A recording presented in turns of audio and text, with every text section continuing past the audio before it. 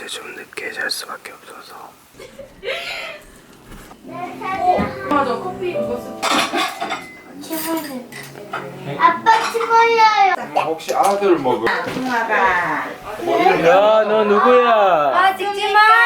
그럴 거면 이쁘게 해서 찍어. 왜 밑에서부터 찍냐고. 아, 알았다. 위에서 찍어줄게, 그러면. 아니야, 오늘은. 위에서 자, 찍어줄게. 자, 위에서. 30분 늦게 기상했습니다. 4시 반 기상.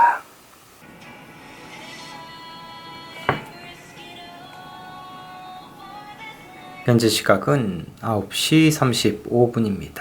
방금 전까지 다크호스, 제가 인생책 소개시켜드리는 영상에서 추천을 해드린 적이 있습니다. 성공의 표준 공식을 깨는 비범한 승자들의 원칙, 이 책인데요. 제독해도 너무도 좋은 책입니다. 안 읽어보셨다면 추천을 해드릴게요. 저자는 토드 로즈, 베스트셀러 평균의 종말의 저자이고요. 그리고 또 오기 오가스라는 분, 두 분이서 같이 이 책을 썼습니다. 오늘은 다크호스 책 읽어드리도록 할게요. 먼저 17페이지에 보시면 이 다크호스의 어원에 대해서 설명을 해줍니다. 1831년도에 젊은 공작이라는 소설이 있었는데요. 그 소설에서 나왔던 말이 이 다크호스란 말이래요. 소설에서 어떤 경마에서 돈을 걸었다가 전혀 예상도 못했던 말이 우승하는 바람에 이 주인공이 큰 돈을 잃는 대목이 나온다고 합니다. 전혀 예상도 못했던 그런 말을 다크호스라고 표현을 했다고 하는데요. 이 다크호스는 말하자면 어떤 표준적 개념에 따른 승자와는 거리가 있는, 주목을 받지 못했던 뜻밖의 승자를 지칭하는 말이 된 거죠. 그리고 이 책, 이 다크호스는 말하자면 그런 뜻밖의 승자들, 우리가 그동안 성장 과정이 전혀 보이지 않고 어느 날 갑자기 혜성처럼 떠오른 비범한 승자들을 이 다크호스라는 책을 통해서 만나볼 수가 있습니다. 같이 목차를 한번 보도록 할 텐데요. 이 책은 서론과 그 다음에 1장, 2장, 3장, 4장, 그리고 5장, 6장, 7장, 그리고 결론, 이렇게 목차가 진행이 되고요. 서문의 목차만 보더라도 이 책의 전체 내용을 한번 훑는 그런 느낌을 받으실 수가 있어요. 먼저 앞부분에서는 표준화 시대의 공식, 그러니까 우리가 성공 공식이라고 하죠. 표준화 시대에서 강조하는 그런 성공 공식에 대해서 이야기를 해주고요. 그리고 그런 시대가 바뀌었다고 이야기를 해줍니다. 개인화 시대의 도래에 대해 이야기를 하고, 당연히 시대가 바뀌었으니까 사고방식이 변화해야 되겠죠. 그리고 이전에 그런 표준화 시대의 공식을 깬, 그런 규칙을 깬 사람들에 대해서 이야기를 해주고, 그들의 공통점에 대해서 이야기를 합니다. 그리고 우리가 이제 추구해야 할 어떤 성공 공식이라고 할까요? 행복의 방향, 그것에 대해서 새롭게 정의를 해줍니다. 그리고 그 성공은 누구나 다 가능하다고 이야기를 해줘요. 저는 이 다크호스란 책이 너무 좋은 게, 단순히 100명 중에 1명만 갈 수 있는 그런 길을 정말 노력을 하고 버티고 참아내야만 갈 수 있는 그런 성공의 길이 아니라 누구나가 다 추구할 수 있는 그런 성공에 대해서 이야기를 해주는 게 저는 정말 좋았던 것 같아요. 그리고 이 서문의 내용들이 이제 풀어져서 다양한 예시와 구체적인 내용들을 설명을 하는 게 1장, 2장, 3장, 4장 이렇게 하나하나의 목차라고 보시면 되세요. 책에 좋았던 부분들을 제가 한번 읽어드리도록 할게요. 16페이지 왼쪽 위에 보면 저는 이런 문장들을 만나보면 너무 좋아요. 문득 깨달음이 왔다. 이건 진정한 내가 아니야. 이런 나로 사는 것에 만족하지 못하겠어. 그리고선 사업체를 모두 매각하고 보스턴으로 이주해 그를 누구보다 잘 아는 이들조차 예상치 못했던 맞춤 양복 분야에 뛰어들었다. 자신이 좋아하는 일이 있다는 걸 알고, 그리고 이런 깨달음의 순간들, 지금의 나는 진정한 자신이 아니라는 그런 깨달음의 순간들을 통해서 각성을 하고 어떤 새로운 도전을 하는 그런 순간들이 저는 너무 좋습니다. 여기에도 또 좋은 이야기가 나와요. 표준화 시대의 공식, 흔히 성공문학이라고 분류하지만 보다 통속적으로는 자기계발로 분류되는 분야는 철학만큼이나 역사가 길다.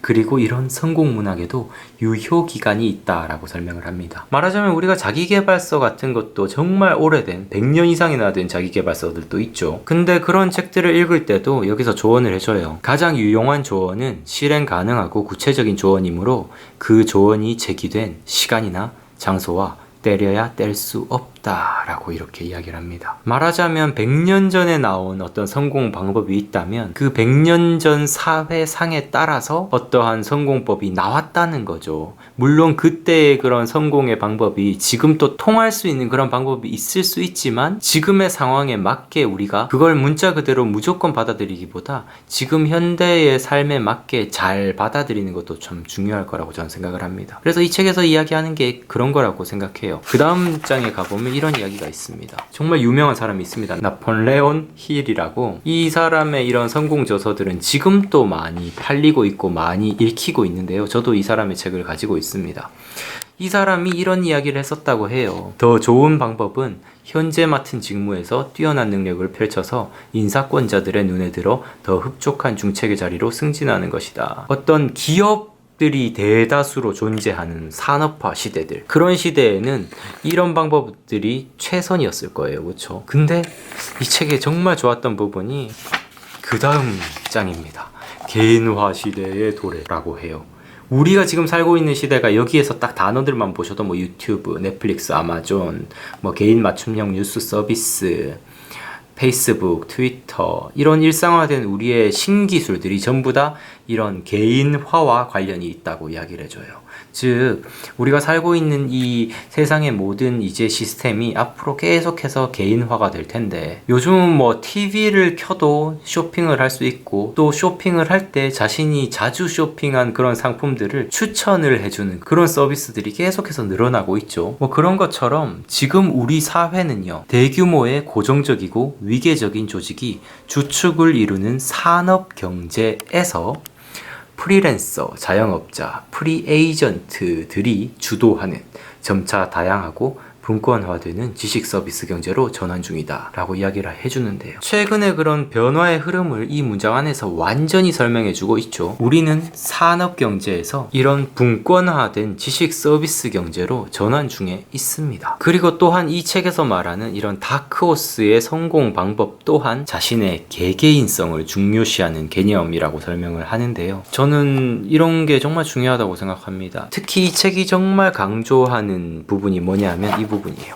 미시적 동기 깨닫기요. 미시적 동기. 정말 사소하고 작은 동기. 이 우리의 인간의 정말 본연적인 동기가 아닐까 이렇게 생각이 드는데, 그런 동기를 깨닫는 게 정말 중요할 거라고 생각을 합니다. 이 책에서 말하는 수많은 그런 다크호스의 삶들은 전부 다 이런 미시적 동기, 자신이 진정으로 좋아하는 그 일을 추구하고 그런 작은 활동들을 쌓아감으로 인해서 나중에 결과적으로 우수성을 얻는 그런 삶을 추구했다고 해요. 사실 우리가 일반적으로 바라보는 삶은 어떤 삶이냐 하면, 우리는 흔히 직업에서 대가의 경지에 이르면 그 결과로서 행복을 얻는다는 식으로 생각한다. 충족감은 우수한 경지에 이른 뒤에야 찾아오는 보상이라고 여기는 것이다.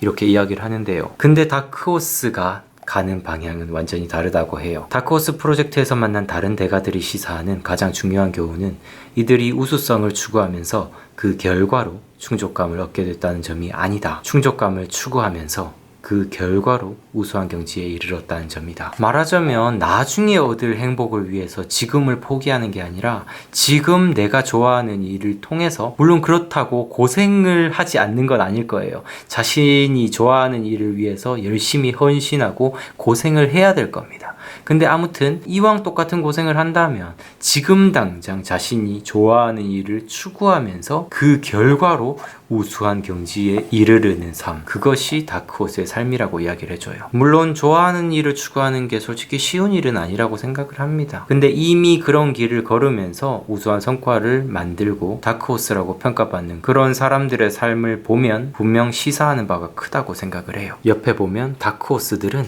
어떤 일에서 우수해짐으로써 충족감을 느낀 것이 아니라 자신만의 일에 깊이 몰입하면서 충족감을 느꼈다 라고 이야기합니다. 아래에도 좋은 문장이 있어요. 우리가 만나본 다크호스들은 개개인성을 활용해서 실력과 즐거움을 둘 다 얻었다 라고 해요. 실력과 즐거움을 둘 다 얻는 것.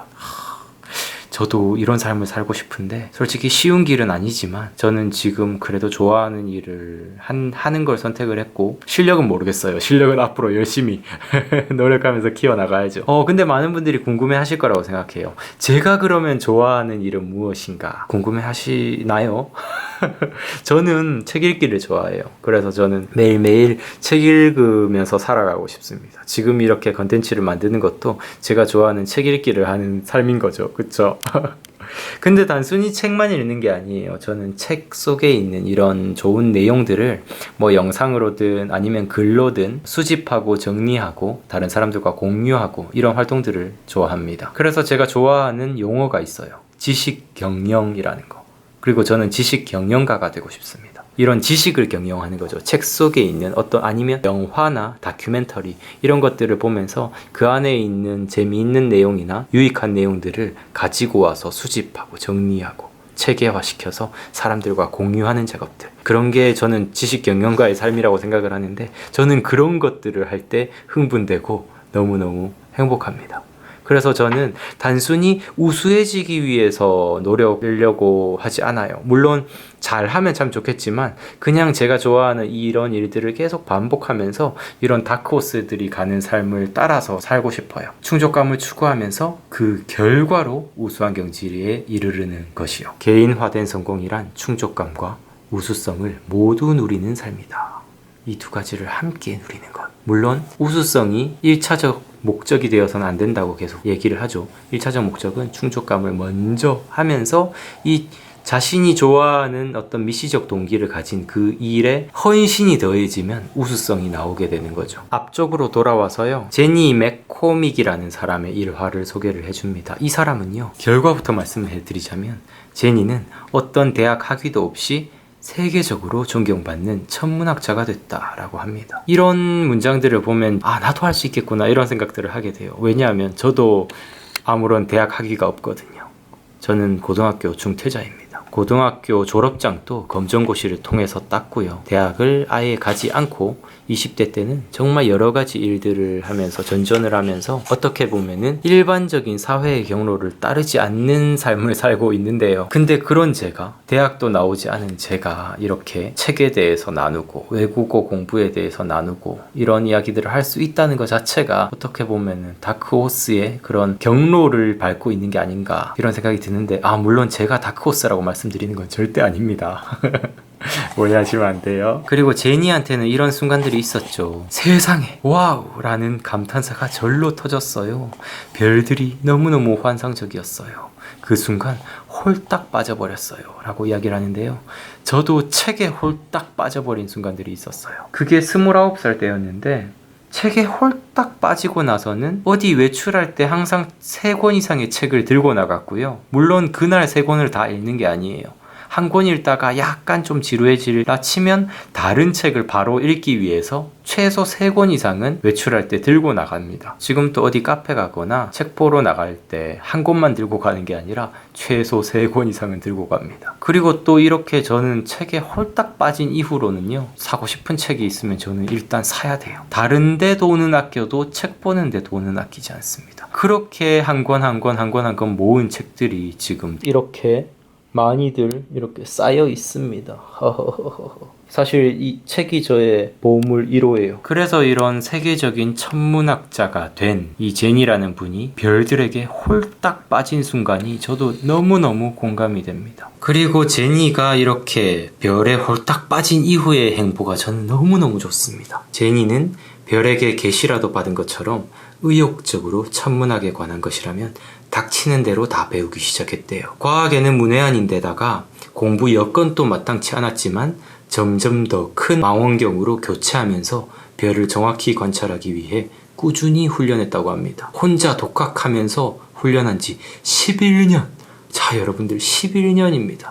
자신이 좋아하는 일을 위해서 그냥 아무런 수익을 바라지 않고 그냥 좋아하는 일을 이렇게 할 수 있다는 것 자체가 얼마나 그걸 좋아했는지, 그리고 또 또 5년. 이렇게 뭔가 푹 빠지는 삶. 저도 제가 좋아하는 이 책에 푹 빠지는 삶을 살아가고 싶고, 어떤 지식 경영 분야에 우수성을 가지게 된다면 저 또한 어떤 다크호스의 삶을 살아갈 테지만, 아무튼 그런 우수성은 뒷전이고요. 저도 그냥 하루하루 충족감을 위한 삶을 살고 싶어요. 한 가지 재미있는 관점이 있어요. 사고방식의 변화라는 이야기에 2018년도에 하나의 설문조사를 했다고 합니다. 3,000여 명을 대상으로요. 사회적 정의와 개인적 정의에 따른 성공과 행복에 대해서 질문을 했다고 해요. 사회적 정의에 따른 성공의 요건을 물어본 결과 단연코 가장 많은 답변으로 부와 지위가 나왔다고 합니다. 그리고 대다수가요, 성공에 대한 개인적 정의에서는 행복과 성취감을 우선시하고 있다고 답했다고 해요. 자, 이 이야기가 시사하는 바가 뭐냐면요, 사회적 정의와 개인적 정의 이 두 가지 관점만 다르게 질문을 했는데 결과값이 다르게 나타났다는 거예요. 성공이나 행복의 기준 자체가 질문에 따라서 답이 달라졌다는 겁니다. 즉, 이런 모순된 결과가 우리의 인간의 내면에 공존하고 있다는 겁니다. 성공에 대한 공적 견해와 사적 견해의 불일치, 이걸 우리 내면에 다 가지고 있다는 거예요. 사회적 정의에 따른 유형에서는 응답자의 74%가 힘 있는 사람이라고 답한 반면, 개인적 정의에 따른 유형에서는 91%가 목표지향적인 사람이라고 밝혔다고 해요. 우리 대다수는 남들 모두에게 성공한 사람으로 인정받으려면 부유하고 힘 있는 사람이 되어야 한다고 생각하면서, 자신은 개인적 충족감과 스스로의 결정에 따른 성취감을 성공 기준으로 여기고 있는 셈이다. 너무 이거 우리의 내면을 잘 파헤친 문장 아닌가요? 그러니까 말하자면 남들이 우리를 바라볼 때는 우리는 부와 지시를 우선시하고요. 내 개인의 행복만을 바라볼 때는 그냥 지금 당장 내가 좋아하는 일을 추구를 한다는 거예요. 자, 그래서 성공을 이루기 위한 최상의 방법은 무엇일까? 라고 이렇게 질문을 던지는데요. 거기에 대한 대답으로 이런 규칙을 깬 사람들, 즉 다크호스의 어떤 성공 과정을 우리도 한번 배워보자 라고 이야기를 하는 게 이 책의 전체 내용이 되겠죠. 오늘은 여기까지 읽도록 하겠습니다. 이 책은 정말 이런 다크호스의 성공 방식이 궁금하신 분들은 진짜 읽어보시기를 추천을 드립니다. 혹시 저와 함께 이렇게 책 같이 읽는 게 좋으셨던 분들 댓글로 달아주시면 앞으로도 자주 읽어보도록 할게요. 감사합니다. 근데 오늘은 어? 마치 안 어제 나가는 거좀 알았어. 고마워. 뭐라고? 있는 거 다 먹어야 될까 이거. 고마워.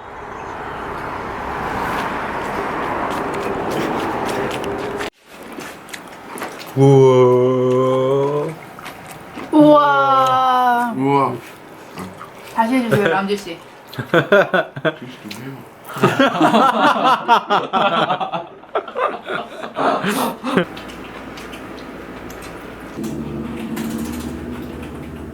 이북의 마술 시간.